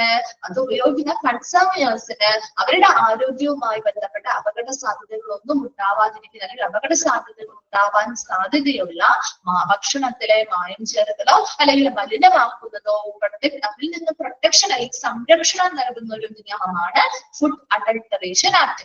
അതുപോലെ തന്നെ ഈ ഒരു ആക്ട് വഴി വളരെ ചീപ്പായിട്ടുള്ള ഭക്ഷണങ്ങൾ വിതരണം ചെയ്യുകയോ അല്ലെങ്കിൽ അഡൾട്ടേർഡ് ആയിട്ടുള്ള മായം ചേർത്തിട്ടുള്ള ഭക്ഷണങ്ങൾ വിതരണം ചെയ്യുകയോ ചെയ്യുന്ന ഡീലേഴ്സുമായി ബന്ധപ്പെട്ട് അവരുടെ കുറ്റങ്ങളുമായി ബന്ധപ്പെട്ട് അങ്ങനെ എന്തെങ്കിലും കുറ്റങ്ങളും കാര്യങ്ങളും ചെയ്തിട്ടുണ്ടെങ്കിൽ അതുമായി ബന്ധപ്പെട്ട് തക്കതായിട്ടുള്ള പിഴകളും ശിക്ഷകളും അവർക്ക് നേടിക്കൊടുക്കുന്ന ഒരു നിയമം കൂടിയാണ്.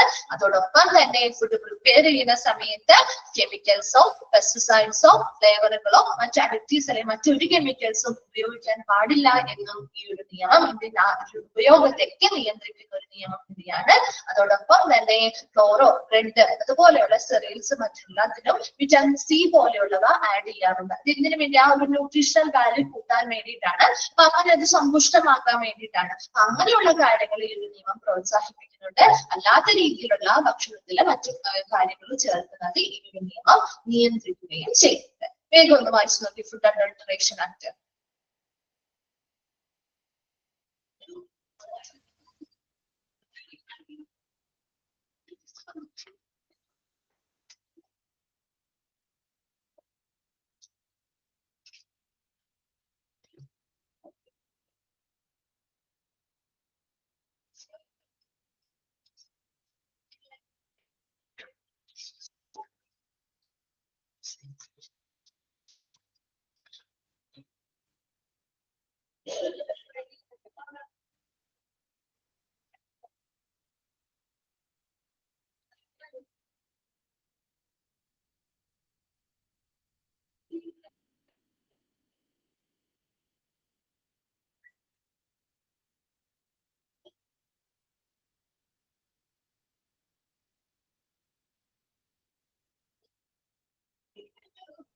ഓക്കെ, ക്ലിയർ ആണോ?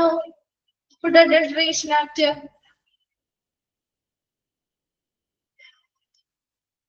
Okay, next, the other acts related to healthcare industry. മറ്റ് ആക്ടുകളാണ് ഹെൽത്ത് കെയർ ഇൻഡസ്ട്രിയുമായി ബന്ധപ്പെട്ട, വ്യവസായവുമായി ബന്ധപ്പെട്ടുള്ള കുറച്ച് ആക്ടുകൾ.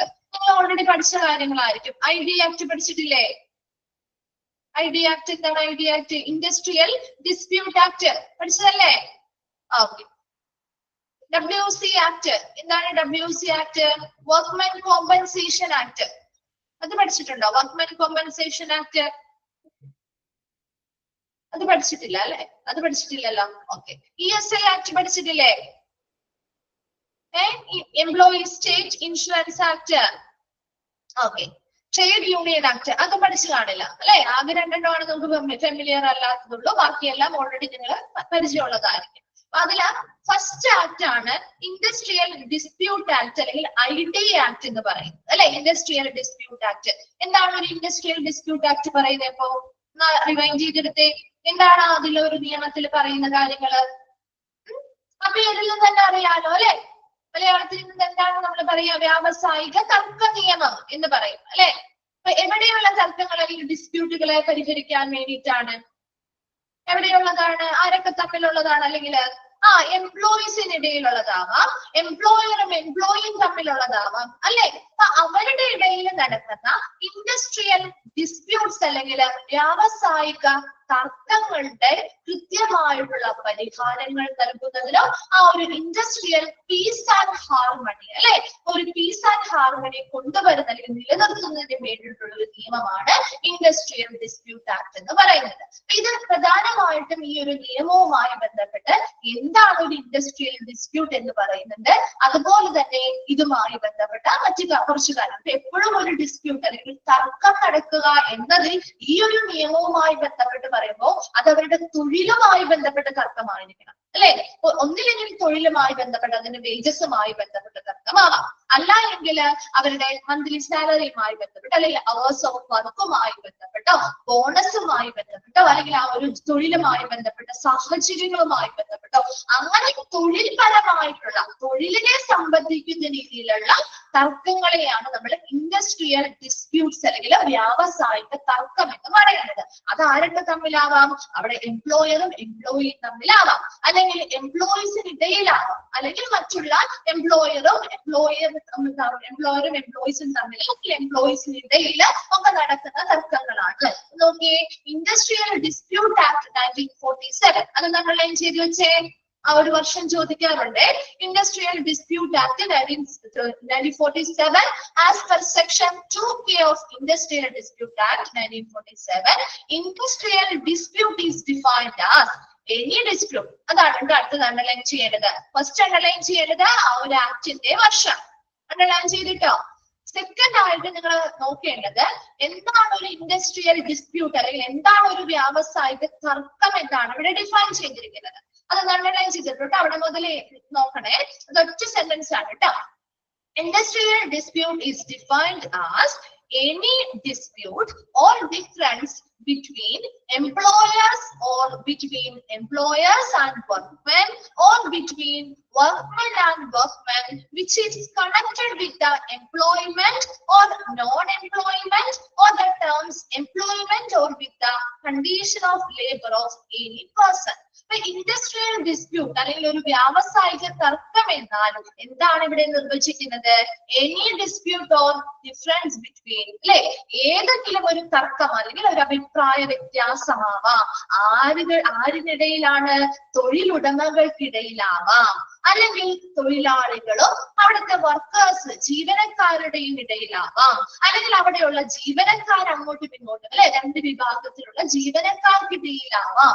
അവിടെ അവരുടെ തൊഴിൽപരമായിട്ട് which is connected with the employment അവരുടെ തൊഴിലുമായി ബന്ധപ്പെട്ടുള്ള തർക്കങ്ങൾ കാര്യങ്ങളാണ്. ഓർ നോൺ എംപ്ലോയ്മെന്റ്, ഒന്നല്ലെങ്കിൽ തൊഴിലുമായി ബന്ധപ്പെട്ടാവാം, അല്ലെങ്കിൽ തൊഴിലില്ലായ്മയുമായി ബന്ധപ്പെട്ടാവാം. Or the terms employment or with the condition of labour of any person.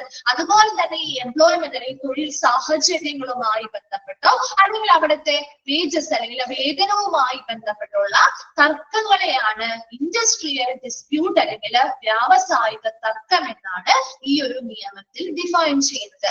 രണ്ട് കാര്യങ്ങളാണ് ഈ ഒരു നിയമത്തിൽ ചോദിക്കാനുള്ളത്. ഒന്നാമത്തെ കാര്യം, ഈ ഒരു നിയമം പ്രാബല്യത്തിൽ വന്ന വർഷം 1947 1947 അതുപോലെ തന്നെ എന്താണ് ഒരു ഇൻഡസ്ട്രിയൽ ഡിസ്പ്യൂട്ട് എന്നതും നിങ്ങൾ അറിഞ്ഞിരിക്കണം. ഡാഷ് ഇസ് ഡിഫൈൻഡ് ആസ് എന്ന് ചോദിക്കാം. ഏതൊക്കെയാണ്? എനി ഡിസ്പ്യൂട്ട് ഓഫ് ഡിഫറൻസ്, എന്തെങ്കിലും ഒരു തർക്കമോ അല്ലെങ്കിൽ ഒരു അഭിപ്രായ വ്യത്യാസമോ ആർക്കിടയിലാണ്? തൊഴിലുടമകൾക്കിടയിലാവാം, തൊഴിലുടമയും വർക്കേഴ്സിനും ഇടയിലാവാം, അല്ലെങ്കിൽ വർക്കേഴ്സ് തമ്മിലാവാം. ഒരു പ്രശ്നം, എന്തെങ്കിലും ഒരു തർക്കമാവാം അല്ലെങ്കിൽ ഒരു അഭിപ്രായ വ്യത്യാസമാവാം. എന്തുമായി ബന്ധപ്പെട്ട? അവരുടെ തൊഴിലുമായി ബന്ധപ്പെട്ടോ അല്ലെങ്കിൽ തൊഴിലില്ലായ്മയുമായി ബന്ധപ്പെട്ടോ അല്ലെങ്കിൽ തൊഴിൽ സാഹചര്യവുമായി ബന്ധപ്പെട്ടോ അല്ലെങ്കിൽ തൊഴിലുമായി ബന്ധപ്പെട്ട വേതനവുമായി ബന്ധപ്പെട്ടോ ഉള്ള തർക്കങ്ങളെയാണ് ഇൻഡസ്ട്രിയൽ ഡിസ്പ്യൂട്ട് എന്ന് പറയുന്നത്. പ്രധാനമായിട്ടും ഒരു നിയമം ഇങ്ങനെയുള്ള തർക്കങ്ങളെ കൃത്യമായിട്ട് സോൾവ് ചെയ്യാനും അതിനു വേണ്ടിയിട്ടുള്ള സൊല്യൂഷൻസ് കണ്ടെത്തി നൽകാനും അതുപോലെ അതുമായി ബന്ധപ്പെട്ട നമ്മുടെ ഇൻഡസ്ട്രിയിലെ പീസ് ആൻഡ് ഹാർമണി, വളരെ സമാധാനവും ഐക്യവും ഒക്കെ ഉറപ്പാക്കാനും വേണ്ടിയിട്ടുള്ള ഒരു നിയമമാണ് ഇൻഡസ്ട്രിയൽ ഡിസ്പ്യൂട്ട് ആക്ട് എന്ന് പറയുന്നത്. അപ്പൊ നമ്മുടെ ഹോസ്പിറ്റൽ എന്ന് പറയുന്നതും ഒരു ഇൻഡസ്ട്രിയുടെ ഭാഗമാണ് അല്ലെ, അത് വ്യവസായത്തിന്റെ ഭാഗമായിട്ടുള്ളത് കൊണ്ട് തന്നെ ഈ നിയമം ഹോസ്പിറ്റലുമായി ബന്ധപ്പെട്ട് പ്രാബല്യത്തിൽ വരുന്ന ഒരു നിയമം കൂടിയാണ്. വേഗം ഒന്ന് വായിച്ചോട്ടെ ഇൻഡസ്ട്രിയൽ ഡിസ്പ്യൂട്ട് ആക്ട്.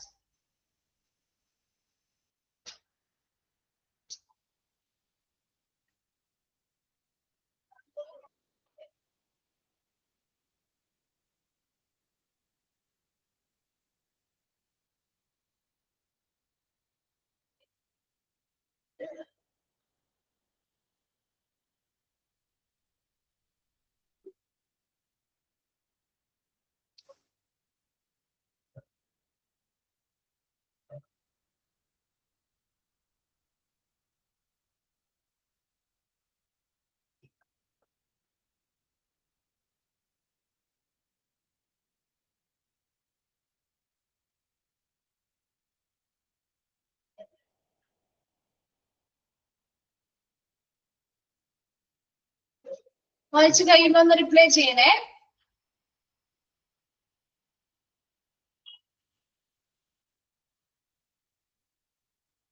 ക്ലിയർ ആണോ? ഓക്കെ ആണോ? നെക്സ്റ്റ് വണ്ണിലേക്ക് പോവാം. ഓക്കെ, നെക്സ്റ്റ് വൺ ആണ് The Workmen Compensation Act അല്ലെങ്കിൽ WC Act, Workmen Compensation Act എന്ന് വെച്ചാൽ എന്താണ്? ഇവിടെ Workmen Compensation Act എന്ന് പറഞ്ഞാൽ 1923 ഇത് പ്രാബല്യത്തിൽ വന്നിരിക്കുന്നത്. അതിന് വർഷം ഒന്ന് അണ്ടർലൈൻ ചെയ്തിട്ടുണ്ടോ കേട്ടോ. The Workmen's Compensation Act 1923 aims to provide workmen and or their dependents some in case of accidents arising out of and in course of employment and causing either death or disablement of workmen. അപ്പൊ അവിടെ ഈ ഒരു ജോലി, അതായത് ഈ ഒരു നിയമം പ്രധാനമായിട്ടും ലക്ഷ്യം വെക്കുന്നത് അവിടെ തൊഴിൽ ചെയ്തുകൊണ്ടിരിക്കുന്ന ആൾക്കാവാം, അല്ലെങ്കിൽ ആ ഒരു വ്യക്തിക്കാവാം, അല്ലെങ്കിൽ അവരുടെ ഡിപ്പെൻഡൻസ്, അവരെ ആശ്രയിക്കുന്ന ഡിപ്പെൻഡൻസ് അല്ലെങ്കിൽ അവരുടെ ആശ്രിതർക്കോ ഇൻ കേസ് ഓഫ് ആക്സിഡന്റ്, അതായത് അവരുടെ തൊഴിലുമായി ബന്ധപ്പെട്ട കോഴ്സ് ഓഫ് എംപ്ലോയ്മെന്റ് അല്ലെങ്കിൽ തൊഴിലുമായി ബന്ധപ്പെട്ട് എന്തെങ്കിലും ആക്സിഡന്റുകൾ നടന്നു എന്ന് വിചാരിക്കാം. അങ്ങനെ ആക്സിഡന്റ് നടന്ന് ചിലപ്പോൾ ആ ഒരു വർക്ക്മാൻ എന്ത് ചെയ്യുന്നുണ്ട്, ആ തൊഴിലാളി ചിലപ്പോൾ മരണപ്പെട്ടേക്കാം അല്ലെ. വലിയൊരു ഇൻഡസ്ട്രിയുമായി ബന്ധപ്പെട്ട് അങ്ങനെയുള്ള മരണങ്ങൾ നടക്കാറില്ലേ? അപ്പൊ ഒരു തൊഴിലുമായി ബന്ധപ്പെട്ട എന്തെങ്കിലും ഒരു ആക്സിഡന്റ് വന്നു, അതുമായി ബന്ധപ്പെട്ട ഒരു വ്യക്തി മരിച്ചു, ആ ഒരു തൊഴിലാളി മരിച്ചു. അത് മരിച്ചിട്ടുണ്ട് അല്ലെങ്കിൽ അവർക്ക് എന്തെങ്കിലും കാര്യമായ രീതിയിൽ ഒരു ഡിസേബിൾമെന്റ് അല്ലെങ്കിൽ വൈകല്യങ്ങളോ കാര്യങ്ങളോ ഉണ്ടാവുകയാണെങ്കിൽ അതിനനുസരിച്ച് ആ വർക്ക്മെനോ അല്ലെങ്കിൽ ആ ഒരു തൊഴിൽ ചെയ്യുന്ന ആൾക്കോ അല്ലെങ്കിൽ അവരുടെ ആശ്രിതം മരിച്ചു പോയി കഴിഞ്ഞാൽ ഒരു ആൾക്ക് വ്യക്തി കൊടുക്കാൻ പറ്റില്ലല്ലോ. അപ്പൊ അത് ആർക്കാ കൊടുക്കുക?